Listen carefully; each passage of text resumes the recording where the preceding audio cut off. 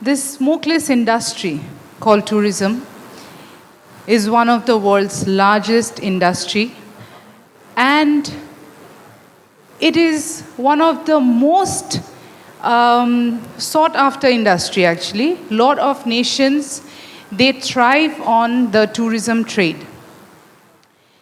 We are here to talk about the potential of Northeast India and the things that we can do to promote and to enhance the tourism sector in Northeast and Assam. Northeast, as you know, consists of 8 states, and entire tourism is very beautifully based around the Himalayan range and its rich flora, fauna, the waterfalls, the serene hills and mountains that we have, exotic wildlife. I can't, stop when I talk about Northeast because it's so beautiful. We have an esteemed panelist, as said by Mrinal Talukdar, P.P. Khanna. Sir, we welcome you to the Tourism Conclave. And Ms. Janvi Fukan, we again welcome you to the Conclave, first ever Conclave, and the Tourism chapter. So after having so much in abundance, it's so beautiful, the entire state of Assam as well as Northeast. Why do we lack in the tourism inflow? Can you please suggest us? Thank you. First and foremost, let me congratulate Protein Group for thinking about having this Northeast Conclave in the country's capital. It's time we bring all our issues center stage. And I'm very happy that you've also considered tourism as one of the economic drivers for what can be good for our region. So what Mrinal had spoken about, the figures that he's given, about the growth of tourism which has come into our state and how Assam is still lacking behind. I would say that we in the Northeast generally have been a late starter in the game, which might be a good thing, because we want to be very careful when this is the new India, this is post-COVID era, when it's all about sustainability. So let us not make the mistakes of the other, other hilly region of the Himalayas. Look at Uttarakhand, Himachal Pradesh. They've had tourism way before us, but there have been a lot of mistakes which I think we in the Northeast must not do. So let us find our own, forge our own, tourism story. Let us forge our own brand equity. Those mistakes is something we mustn't repeat, and we must focus entirely on mindful and sustainable tourism, which is what this fragile ecosystem of our region needs. We don't need the Kerala story. We don't need the Rajasthan story. We are very unique in our own way. We have to create our own brand equity. And if we can be conscious of that and take this forward, we will attract the tourist in. But we do not want the overcrowding, over-tourism. The negative benefits of tourism, which we've seen has already happened to the rest of the country, maybe we'll avoid that when we are going forward. And we speak about it in your next question. Thank you. Assam is considered the gateway of Northeast.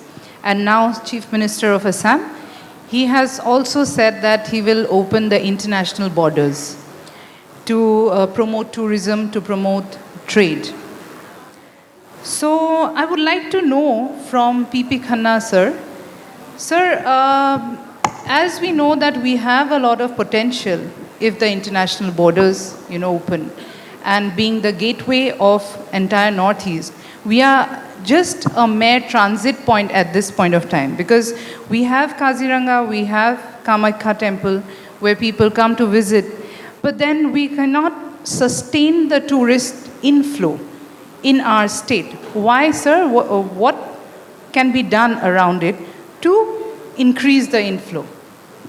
Thank you, Smitaji, and thank you to Pratadin Media for inviting me here. Let me tell you that little bit that I represent Association of Domestic Tour Operators of India.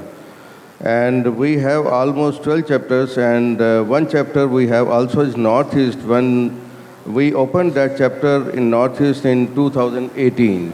And since then, we are doing a lot of works in the Northeast, and particularly Assam. We have a very active members there.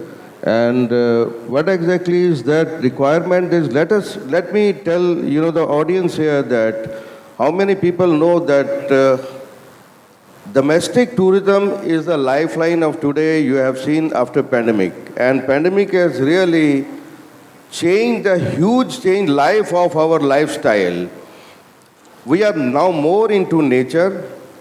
Now we are inclined into nature activities more, and we are not going to crowded places now. We are looking for the places which are really very far away from the cities. That's exactly the main idea of doing that, and we are doing a lot of work on that even with the Assam government and with the Northeast states, all the Northeast states, I will say that we are working on that. And only the thing is that out of the, like you said, Smitaji, that out of Indian Himalayas region, there are 13 states or the union territories, out of which 8 are in the Northeast sector. If I need not to say the names, everybody knows about that. And they are very, very close to the nature. And people are really looking for those things which are really close to the nature and which has a really life purity and the environment. Everybody is looking for that today's date. And Assam, which is a gateway of, the India for the, neighboring countries like, if we are talking about Bhutan, Nepal and Bangladesh, they have a kind of a, add-on for that, which exactly we can add on to that how we can really promote the tourist inflow into the Northeast states. That's very, very important offer. For that, we have to, look for the marketing strategies, which has to be very, very aggressively we have to do.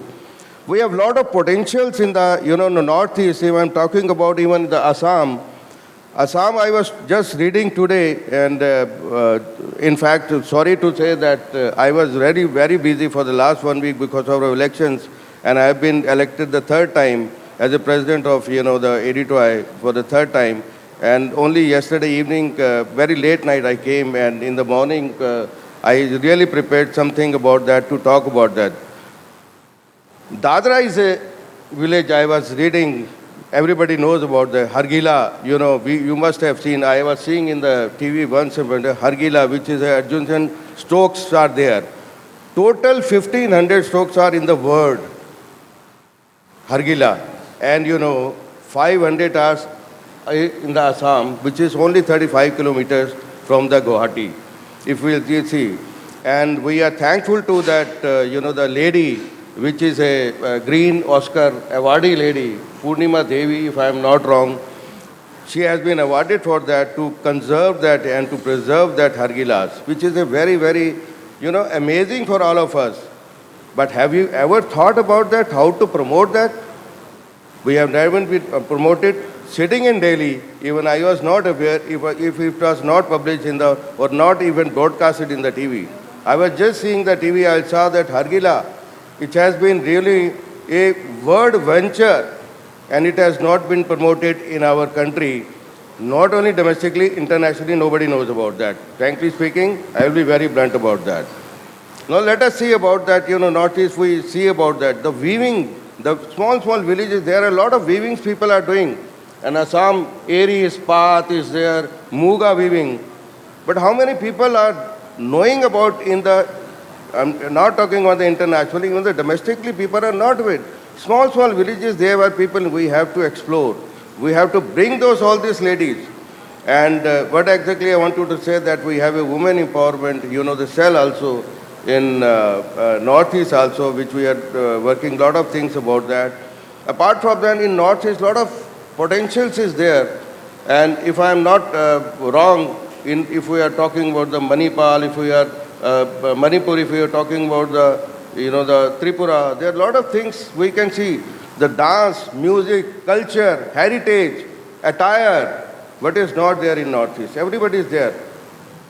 And fortunately, now for the last 2-3 years, now the Northeast donor they have started the Northeast festivals in Delhi particularly, and we are seeing that it's a very, very successful. People have come to know about that, the dances, the music, the attire, the cuisine of Northeast, which were not aware about that. So these are the things we have to do, but marketing strategy has to be very, very aggressive. That is the requirement of the day. I have seen, I studied in Mussoorie International School, and during those days when we would go out for outings and for short breaks, we would go to Dehradun, or, we would go to Rishikesh or Haridwar. But then now in North, there are so many different exotic places like Dharamshala, Kasauli, Kasol, and Bhimtal. Lot of bloggers, in Instagram, and I see in Facebook, there are so many bloggers who are promoting these places.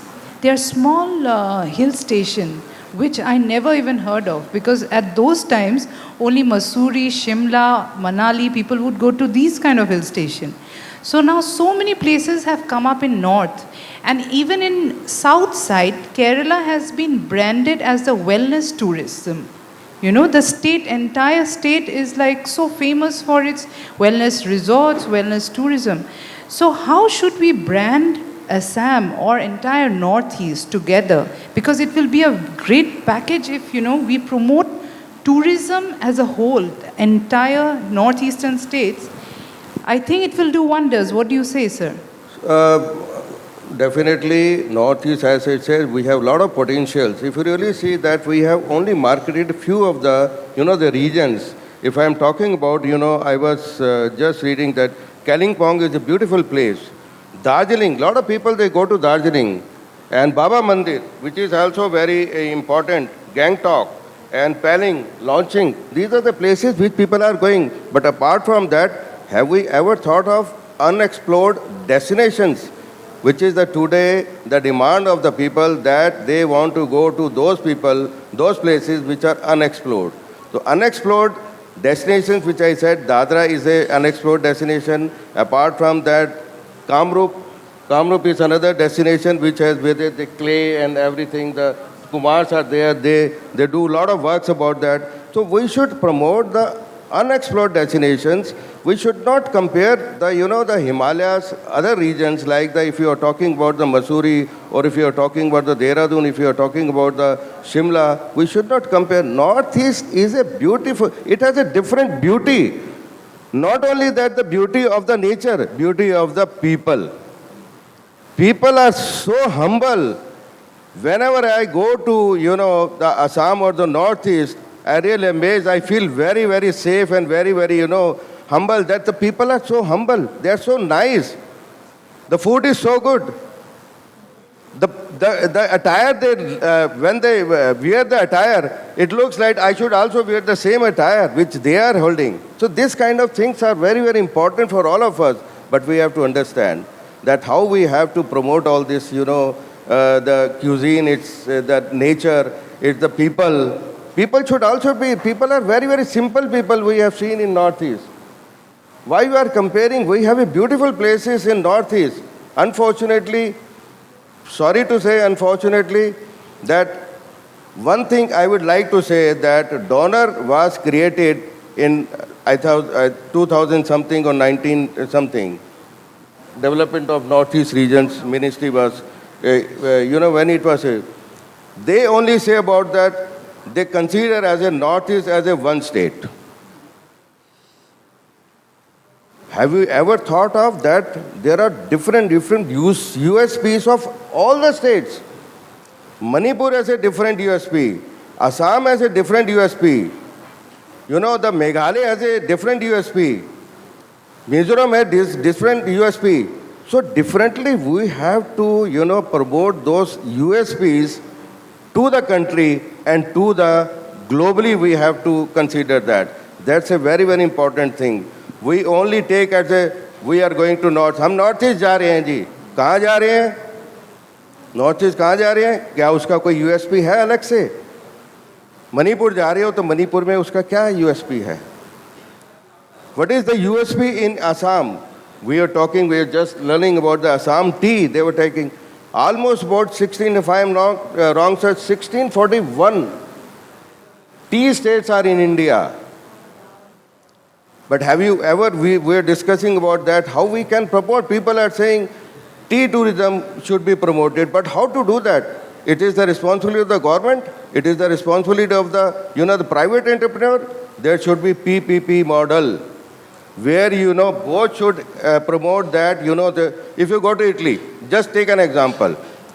Every step in Italy, every region in Italy, they have a wine tasting.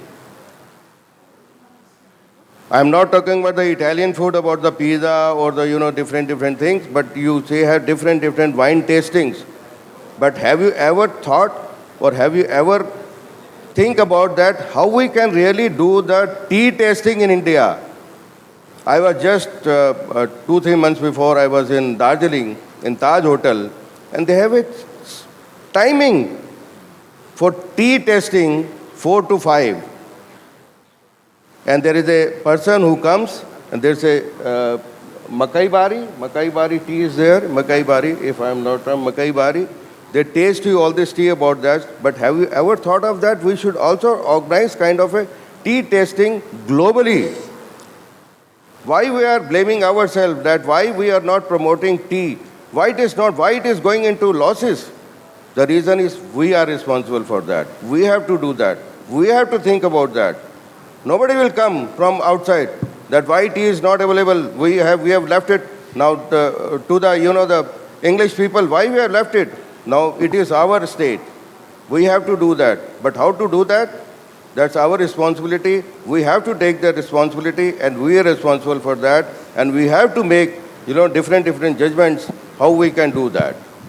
Thank you. Thank you. I'll ask Ms. Jahnavi also the same question, that should we rethink or restructure our thought process in branding or in marketing tourism in this part of India?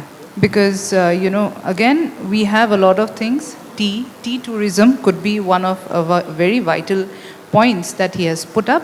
Thank you, sir. It's a very vital point, because tea tourism also could be one of the, So what do you say?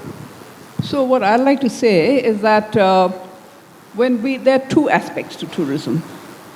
I would say that when we are looking at the globe and the tourist overseas is looking to come to India, we are just a speck in the world scenario. So then all our 8 states have to come together as one. We have to be the Eastern Himalayan region.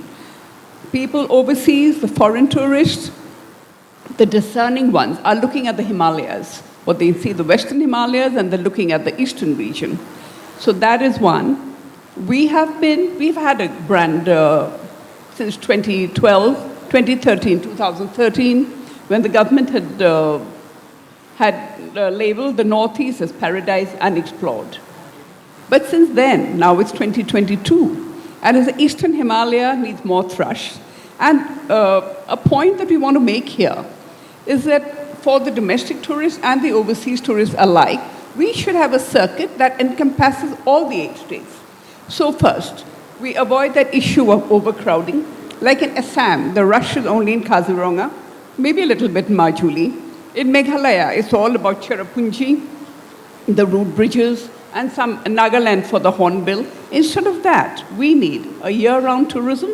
We need a lot of regions of all the 8 states to be covered, so that the benefits of tourism go to all. The overseas guests and the domestic guests will get to see this wide spectrum. And thirdly, the new world now, people are looking for responsible tourism and what is called the experiential tourism. We don't have to be putting up a 7-star hotel or try to be a Rajasthan palace, because we have our own USP, as Mr. Khanna has rightly said. So we want to make one thing very clear, that tourism is not just one sector. If you're looking at agriculture, horticulture, handloom, handicraft, gastronomy, cuisine, music, those are all tourism. So basically, I've always felt that of the sustainable livelihoods that can run our region, tourism is one such livelihood model. So when I was there as the national president of FICCI Flow, and with my 3 decades of experience in travel, I took up tourism as a model, and we signed an MOU with the Ministry of Tourism, where we spoke more about the women in the tourism sector, the unacknowledged, the unmonetized segment in the informal economy of what drives tourism. So when this is our time in the Northeast, let us be very conscious of what we do. We know about the destinations, we know about our USPs, we know it all. Tea tourism, golf tourism, food tourism, they've all been bandied about. But the responsibility lies with the private sector, such as us, and with the government to be the central force. Donor, who could get NEC to do a lot more work in this, that all the states come together as one force, and that all of us are branded as the Eastern Himalayas, branded well within the country and outside the country, and we should learn to work with each other. I must put it out here that the unfortunate thing is that our states don't work together. Somehow they feel that Assam is the big brother, Assam takes all the advantages, and we tend to blame each other. In, I think, September 2021, the Minister of Culture and Tourism, Mr. Reddy, for the first time he had the private sector associations as well as, of course, all the state culture and tourism ministers over to have a straightforward deliberation on the way forward. And it involved the private sector for the first time. And we want that to happen every year. Let the government now recognize that the power of the PPP model. Let us work together and let us not repeat the mistakes of the past in the rest of our country, but let us have our own brand equity. And please, we want the state governments to recognize their own local talent. We also have done, we know our region, we know our brand equity. We want our young people to come back. What is the great resource of our industry? Our human resources, who are wanted all over the country. We have our people manning the hotels and hospitality resorts and wellness centers all over the country. They are our people. They should be coming back to their own region. And they should be able to have a seamless circuit where everyone benefits. That is my hope for the industry. So do you think, to Janvi Fukan as well, so do you think the tour agents, the travel, the hotels should all come under one umbrella? Because they are all different sectors working all individually. You know, the transportation is working alone, the hotel industry is working alone. So what do you say? Should we all come in one umbrella? The whole idea is that tourism is this one centrifugal force. And we are not in competition with each other. We should work in a spirit of collaboration. And we should sensitize our people, because they are the front workers who are facing the tourist. That is how you greet them, how authentic you are. Customers are looking for experiential travel. They don't want to see another Maharaja's palace. They want to see how you and I live. They want to see how our village people live. And that is the new luxury. The new luxury is to be, please, everyone, just be yourselves. Go back to your villages, raise your cattle, do your weaving, have your food, and do your agribusinesses, your arts, cultivate your arts and culture, be proud of your own knowledge, know your own language. I've seen when tourists have come to us, and we've been running the overseas tourism market for the last 30 years, I'm surprised that when we ask, and in our feedback form, we say, what was so special? What did you like about the itinerary? You know, the Rongghor or the Karengghor or Kaziranga. They said, no, your people. And that is an asset we genuinely have. That is an asset which we are losing. It's going to the rest. And they're working in such, most of them in the informal economy are probably not even getting a good, lifestyle or living. Instead, if you come back, be ourselves, let's give the world the luxury experiential travel which we are capable of. And that is what we hope will be the future. And we can do it. Next is infrastructure and connectivity and security. So everything works hand in hand. If there is no security development, if there is no infrastructure development, then there won't be any, inflow of tourists. Because again, infrastructure depends a lot on the connectivity as well. So, sir, being as the president of ADTOI, you must be having immense knowledge about the transportation that, towards the northeast, because we need tourist permits, we have a little bit of connectivity issues. Our chief guest, Shri Rajnath Singh ji, had spoken about the connectivity. They are, planting a connectivity line in the entire northeast, and hopefully the connectivity will be sufficient enough towards the center or the nation, will be well connected. But as of now, are we lacking behind somewhere in connectivity and infrastructure? Definitely, almost all the northeast area is a hilly area. And it is not easy to build any, the rail track or, the roads or the airports. Last month we were in Dharamshala for a conclave where exactly you were talking about the Dharamshala. It's a beautiful place, definitely. And the Chief Minister himself said that we have only, one airport, which is Dharamshala Airport, and also one is in Bhuntar, which is in Kullu. They are also facing a lot of problems about this, how to, make more airports, more connectivity because of the hilly areas. And Northeast, everybody knows that it's a little bit difficult for all of us, for the government also, to construct the bridges, to construct the, the airports, and to construct, the roads and the railway tracks, everything. But definitely, yes, I don't know, I was not in the morning session, but definitely I know that Honorable President was in Tripura. Everybody knows about that. She was in Northeast, and she has done a lot of, the projects. She has launched a lot of projects. And apart from the TA, I am talking about the connectivity. Yes, connectivity. She has also launched, the rail tracks from Guwahati to Agartala to Guwahati and to other northeast sectors. So things are moving now. But don't take it that in a day everything should be done. A lot of people, they said, what is happening in Northeast?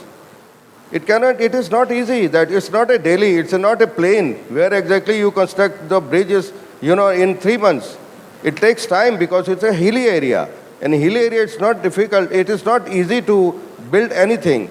And at Pravada, yes, connectivity is a problem. And definitely we have seen that, in Darjeeling also, when we are there, there's a greenfield airport, Pakyong, there is already a green pack.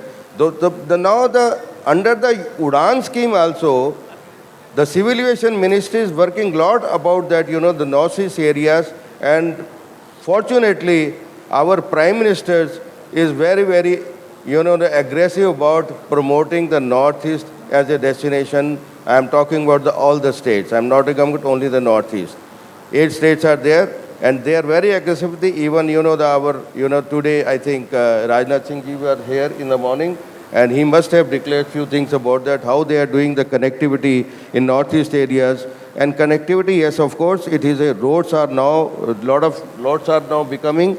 I was in Assam, even Guwahati, almost about last year, and when the pending was there, then it has just reopened that. I have seen the roads are now very, very wider now, roads are there. And the connectivity to even to Meghalaya and to other states are very, very good now. So things are happening. But yeah, of course, there is a problem about the taxi drivers, which I heard about that, which I even faced about that. Going from one state to another state, they don't allow you the other state taxi to enter into that state. That's a problem which everybody is facing, particularly the tourists. It's a give lot of, the bad image for the tourists, when they come. And if somebody is here in Guwahati, they want to go to, Meghalaya or to Cherrapunji or something, they'll stop that. They'll say, you have to change the taxi. What is this? Why you have to change the taxi? Every time you change the taxi, every time you change the driver, and how it is working. So we have really taken very aggressively with the Northeast, all the states, that this problem should be solved. There should be one permit which should be allowed to all, the states to go into that without any hassle. It should be hassle-free. the tourists should not face any difficulty because they ask.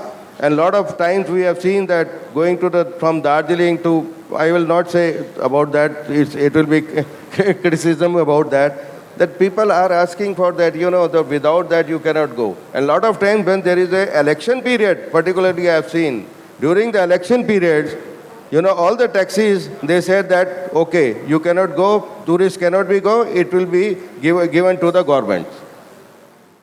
I don't know, I should say about that here but yes, which is a fact. We have to bring it to everybody here, that everybody knows about that. A lot of tourists, they complain about that. Northeast, it's a problem to going from one state to another. Send me only in one state. That will be comfortable for me. How do we develop this transportation system? How should we develop this See, development is only that road should be wider. And the greenfield airports has to be done. That's very important. But I said already that Udan scheme, lot of people, the civil aviation ministry, they are working a lot on the Udan scheme, under the SCOM scheme. They are opening new airports. And in Holongi also, it is already there in Itanagar. I think that greenfield airport is already there. And other airports are also, they are working on that. So I think this development is doing. And as about the railway tracks, already I have told that on last Thursday only, our Honorable President, Mrs. Murmu, she was there and she has launched a lot of, railway tracks, how to do the connectivity in Northeast regions. So things are happening, but little bit, slow because of the reasons behind that, because of reasons of the hill states. That's the only thing. The tourism sector doesn't only promote or enhance our business in terms of the state, but it also has a lot of factors.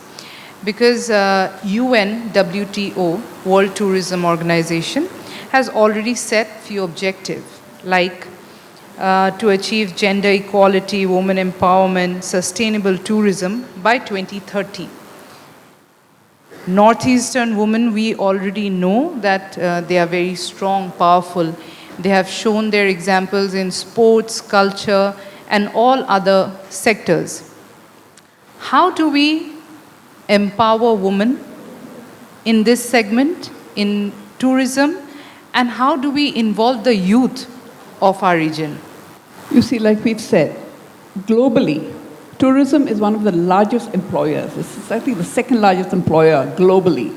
54% of that employment is for women. And why? Because it's a soft skill. But tourism is the easiest entry level for women, but it's also, women are more or less segregated to the lower end of the jobs and in the informal economy like we've spoken about.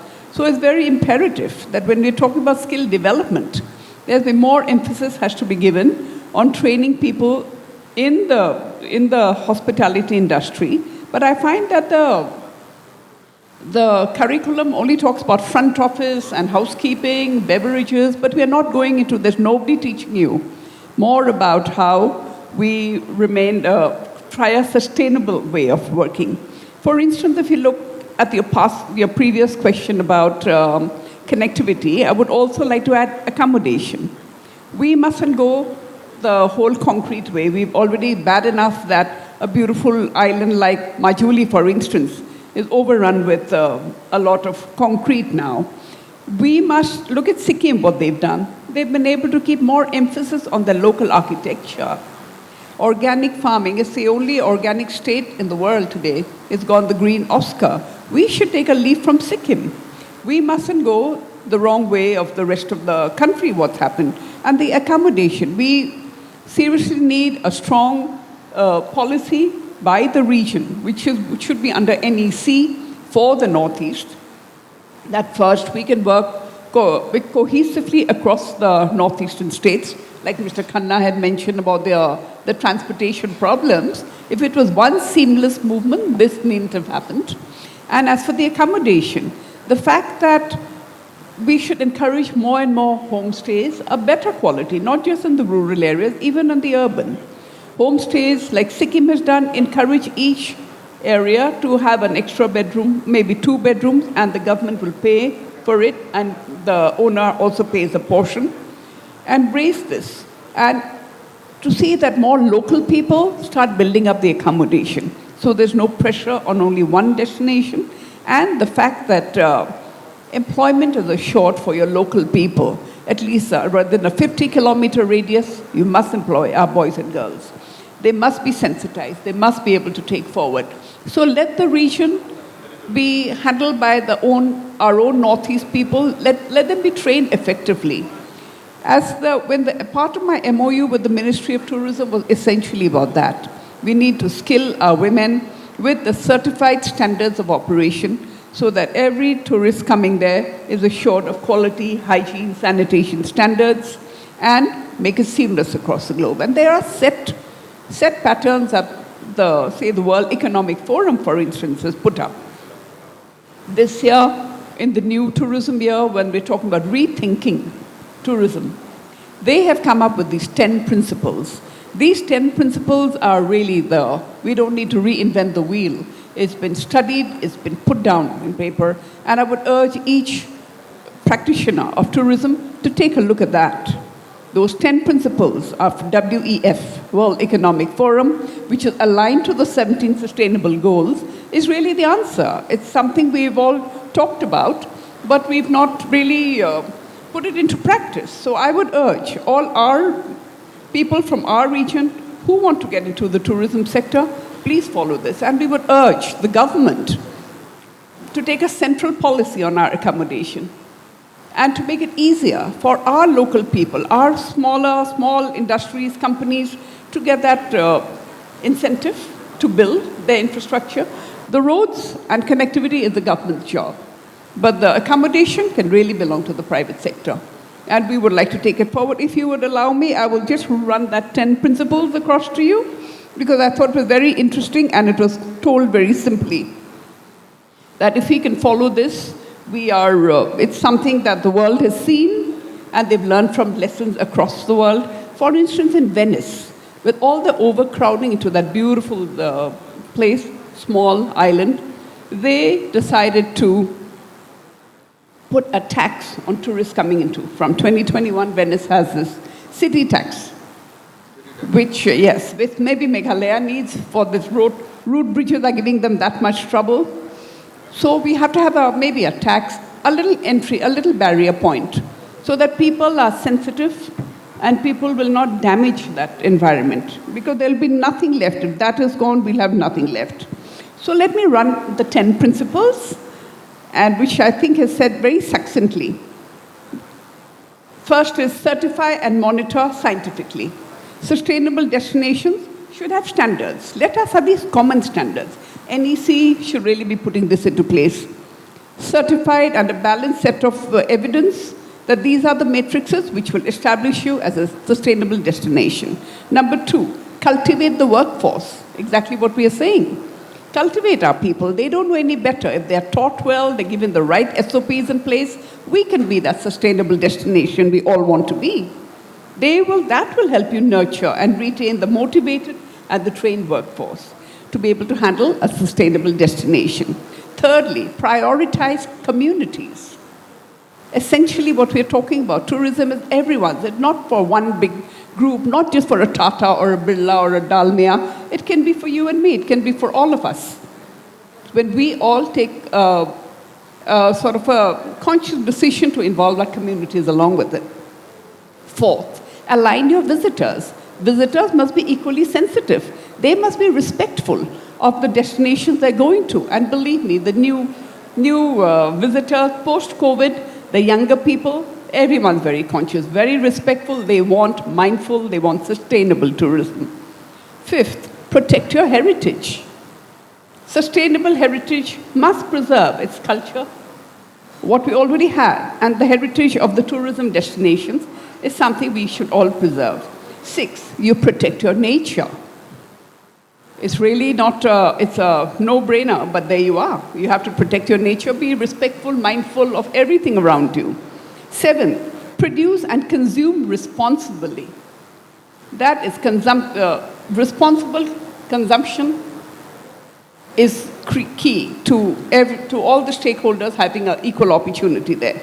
8, you calibrate the infrastructure, standard infrastructure in place.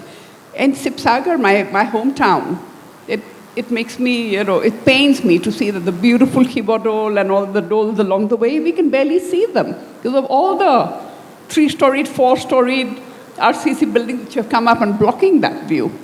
Where is that? What is left of us? Who's controlling all this? The huge unplanned growth that we have, the huge Indian middle class has a great growth, I appreciate. But what about our heritage, our culture? It's all lost. Because all we have is ugly RCC buildings and we can't even see those doors beyond it. That is what they mean by saying calibrate infrastructure. And 9th, govern effectively. Governance is very important. Sikkim has this exactly in place. Sikkim starts from the village level onward. Gram panchayats will catch you if you don't follow their green, like this shop who didn't keep the 2 dustbins mandatorily. His shop was closed down for 1 week. You suffer financially, but you follow the rules. So that is effective governance. We require that in the Northeast. And 10th, embed resilience. That we know that the COVID has hit us and how much we all suffered in the tourism industry. It can happen again. So be prepared, embed that resilience in you, and see that your whole commitment to your community in the business of tourism goes side by side. So these are the simple 10 principles given by World Economic Forum for sustainable travel, and we can follow that when it's not too late now. Thank you so much. So the tourism industry, yeah. For responsible tourism, but actually, Ms. Janvi said, I would like to say that,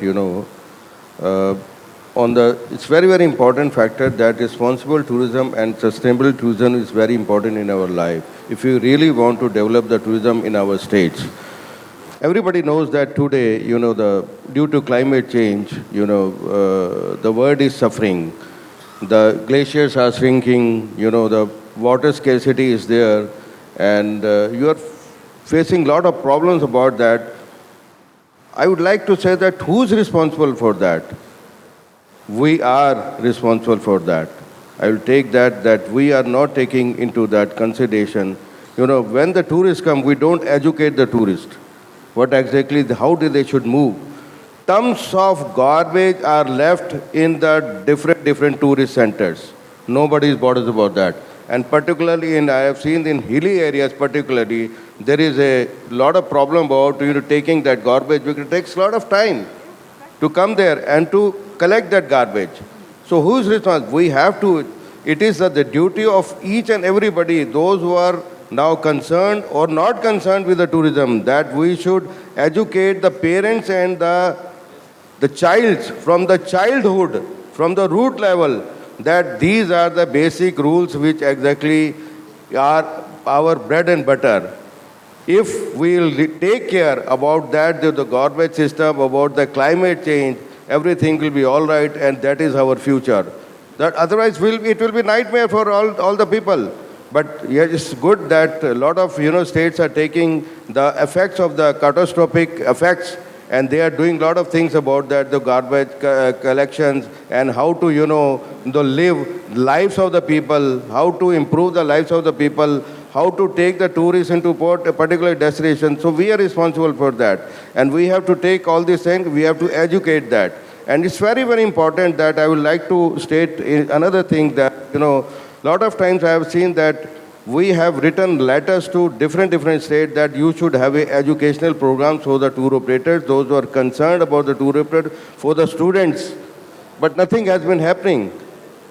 We have written that you should give us the data of the states. Why it is happening? We are overcrowding, running a little late, sir. exploitation. Thank you so much.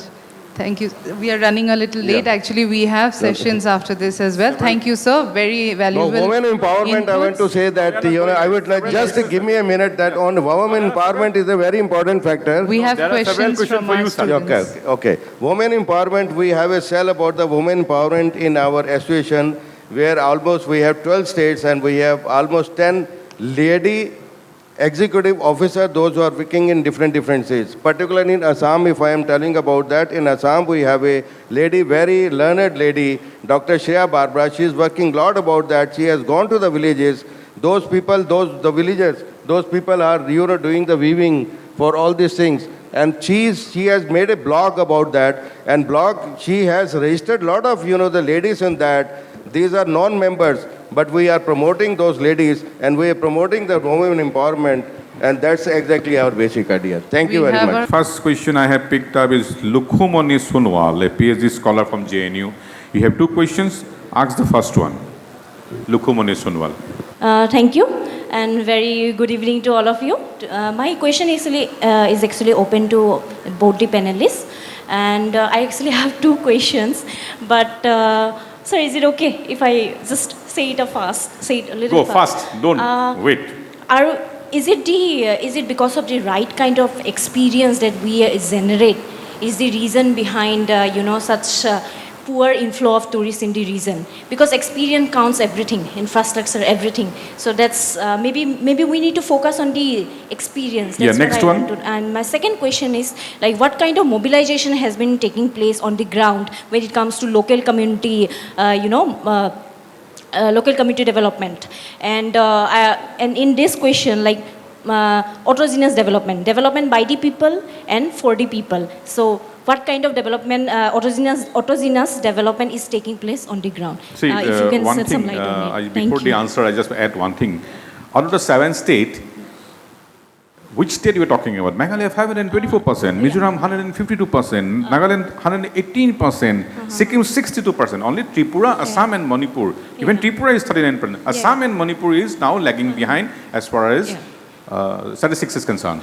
And we already told you that Assam is basically always for tourism map. Both of you agree, it's a transit point. Okay, So my question basically- is directed to Assam, sir. Assam. Right, for the moment, to yeah. Jahnavi. But basically she is talking about, okay, let me... The experience part, The experience, Jahnavi. experience one carry from Assam is not so happy. That's why it's showing the negative in 11% growth when 524% is the growth of that nearby Meghalaya. Well, I didn't have the figures, but Mrinal has, thanks for the figures. But, we really don't believe in footfalls, really, because we think that we are looking at more, sort of a conscious tourism. There are a lot of backpackers coming in. That doesn't help the economy. That doesn't help you and me. Well, I'm not asking for a high-end tourist as well, but we want people who would be more like what we're talking about, the experiential tourism. People who you'd welcome into your home, into your region and your communities, so that everyone gains. There is a new term now which is called regenerative tourism, where you're not only talking about sustainable tourism, that means you're not damaging the environment, but you're also giving back. You're trying to improve on what there is. Maybe a design intervention, maybe be there with your people, teach them a better way of, a better design, a better sort of the way you would handle your handicraft, maybe improve on the handicraft. So it's all luxury. We don't believe in footfalls and the numbers. That's but I would fantastic. say that if I'm we happy learn- for your blunt answer. That's good. Deepajyoti Datta has a question towards Mr. P.P. Khanna. My question is to both Kanna sir and Jahnavi Phukon, because in the perspective of the association of your domestic tour operator and also from your side and also as a private entity from your end. That is that my question is that there are many entrepreneurs, small entrepreneurs. They are operating in small towns and also in the rural area, particularly like rural tourism or bed and breakfast. They are doing it, but they need some support, like in the digital presence, either they need clients or they need some promotional and also online reservation and digital transaction. This kind of support they need. Whether in your either in your being tour operators or in a private entity, is there any support? Thank you, sir. I can understand. Basically, Mr. Khanna Understand wants- that you Thank need sir. that And that's you a are not question from my getting side kind of also. any support from the government. That's a basic. No. From your What side. he is saying that for rural operators, how much you can support them, the domestic tour operators? See, or the- please connect with us and we'll tell you how to support that. That's the only answer I can give because, our duty is not to create an association. We have to connect with each another. Because it's a pan-India association, we have 12 chapters from Jammu and Kashmir to Kerala, Northeast, Gujarat, Maharashtra, all the states we are almost covered. Now the thing is that we are connecting, the tour operators to tour operators so that they can work with each other, to connect with each other. We are talking to the hoteliers. we have a very special rates from the hoteliers, because once we are giving them a consolidated good rate, the volume to the hoteliers or to any transportation, definitely they will give us a good. So that's the important, that how you can get the support from the association. Please connect with us and you will see that how we can provide you the good support, not only from the association, even from the government. Because if you are approved by the Ministry of Tourism or from the state tourism boards, you will get the MDH scheme also, which is the Marketing Development Assistance scheme also, where you can, everywhere you can go, you can put your stall, you can go by air, you can take the hotels, 90% will be reimbursed by the government. So this kind of supports we are giving by the, to our members and to our people also. No, I'm just simplifying Dibojyoti Dotto's question and putting the same question to Jahnavi Phukon. Assume I am doing something in rural tourism, which I am, and I want to help you to get me some sustainable tourism bus, good client, but something with sustainable tourism, returning to the society. I'm a small player. I don't have all these MSME things, all this access I don't need. I'm not a full-time player also, as she said, rural. Probably perhaps for 1 month or something I want to do. Can you help me? That's what probably your question is. So that would, I would say that, players like us who've been there for 30 years, we are also a tour operational company. We have our wildlife resorts and our cruises, but we also we are the tour operators. And for us, we believe in the spirit of collaboration, not competition. So it's so important that I don't have to be in Tinsukia or in Dehing Patkai, because I'll have a fellow person who will be running that. Your rural enterprise, for instance. And what we would want them to come up to our standards, because we've set a standard, the JTI group. We have these standards in place. So work with us, collaborate with us, and we love to take everyone along. And that is the spirit and the essence of tourism. Can I ask you one question? Everyone, just in middle. So Make My Trip and all the other e-commerce is booming right now. So is local tour operators or local travel being affected because of that? Well, that's a good question you brought up. We would also like to, without trying to be xenophobic, that we must ensure that the business goes to local hands. We have tour operators who've set up office in Guwahati or in Dibrugarh, and they want to bring in the tourism as their own car, their own thing. So where is our local populace going to help? That is not the answer. Answer is our own people must come up to the standards. We will provide standards or whatever mechanism. I'm also the regional convener of the Responsible Tourism Society of India. We have standard guidelines that we follow. They are mandated by the Ministry of Tourism. We would like that to happen, but we want to see that the operations, the accommodation, the various sightseeing are manned also by our own people. But in that, must also tell you the other side of the coin, that being a non-tribal, in my own region, I can't even buy land. I can't go to borrow land. I just want to add on. Mr. Bhattacharya, it's a problem. Manaswat mati kini bohi asu, ita bole ami non-tribal. Ekan amar mati to ita mane court case, amaron hoy bohutor. Kintu moi shunisu that outsiders have come and bought like 100 bighas Bagisa land, kintu hebur hoi jabo. The small players. I mean, when we opened the Manas, let me tell you about the Manas story. In 2003, when 20 years of insurgency and Manas was always closed to tourism, our company, my husband, went to the government and took it on lease. And the Assam government was amazed at why would anybody want this room. 16 rooms, or hey, Bansbari Lodge, we called it. Opened up tourism, invested in it. Aji Tarkane, we also got an award from Assam Tourism that we opened up tourism, Manas National Park. Today, that has led to such a ripple positive effect. There's so many resorts there now. But what happened to us? After 15 years, when our lease got over, the government didn't give it to us. They gave it to a big party from outside the state. I just want to add what so tell me that too. Thanks, Jahnavi. I just want to add what Jahnavi's works like.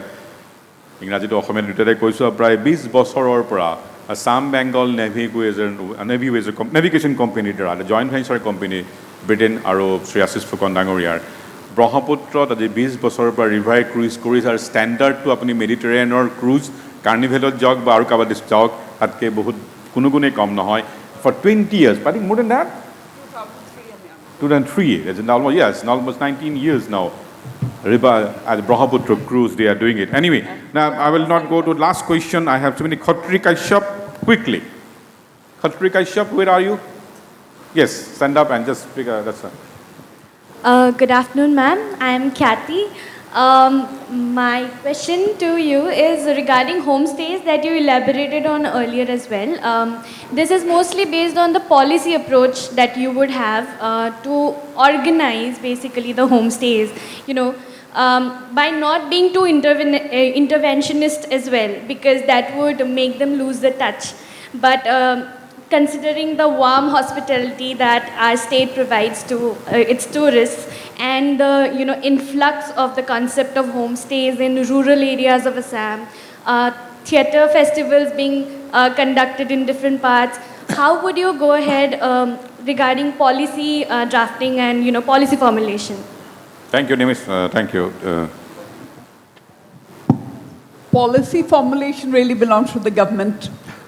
The central government, government of Assam, NEC could play a big role in that. But yes, we think that all of us, the private sector needs to wake up and start doing their own thing. But we need the conscious, experiential sort of luxury, what we call the new luxury. Let us not, degrade ourselves. Let us be, proud of what we are. Be authentic. People are looking, if you come to my lodge, simple Diflu River Lodge, we don't even have a fence. We don't have any brick wall, nothing. But then the royals came and stayed with us. When Prince William and Kate came in 2016, we thought it's not possible. Where will they stay with us? Amar fencing at Ainai. But they loved it. Why? We are authentic. Be yourselves, guys, and really the world is looking to us. And we don't need anyone to tell us how to do things. We have, and I would just hope that our government would recognize our local talent. We have our own brand equity. Like for my Assam Bengal navigation, we put India on the international cruising map, but we don't get much acknowledgement for it. Doesn't matter. But this is it. Big clap to Janobi and Depi Thank you so Furkan. much. Depi Singh. Thank you.